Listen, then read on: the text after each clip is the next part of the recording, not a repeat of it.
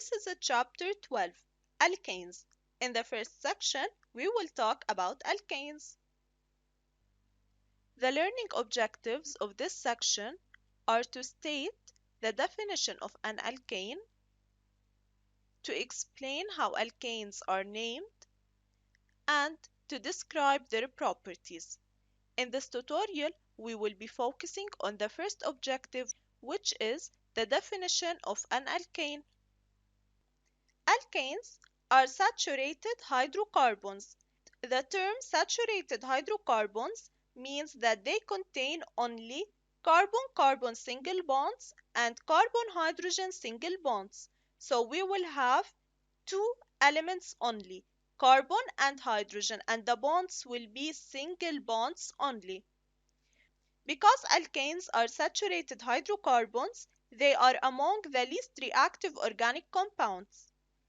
Actually, they are used as fuels and lubricants and as starting materials for a range of other compounds. Because of the many uses of alkanes, they are very important to industry, and the main source of alkanes is crude oil. Hydrocarbons may be unbranched chains, branched chains, or rings. Let's start with unbranched chains. Unbranched chains are often called the straight chains. So these are examples of alkanes with straight chains.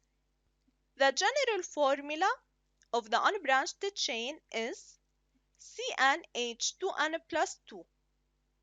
So these are unbranched chains of hydrocarbons because in all these molecules, all the carbon atoms will be included in the main chain. So when we move in a continuous way across the chain, we can include all the carbon atoms without moving out of this chain. Let's examine this one. This is the first carbon atom, the second one, the third, the fourth, 5, 6, 7, and 8. So when moving in a continuous way, all these carbon atoms will be included. However, even if they are called the straight chains, the angle will not be 180, so it is 109.5 degrees. So this angle over here will be 109.5 degrees. And this means that they are actually not straight, so we mean by straight a continuous chain. In an unbranched alkane, each carbon atom will be bonded to two hydrogen atoms, except those carbons at the two ends of the chain which will have one extra hydrogen, so they are bonded to three hydrogen atoms.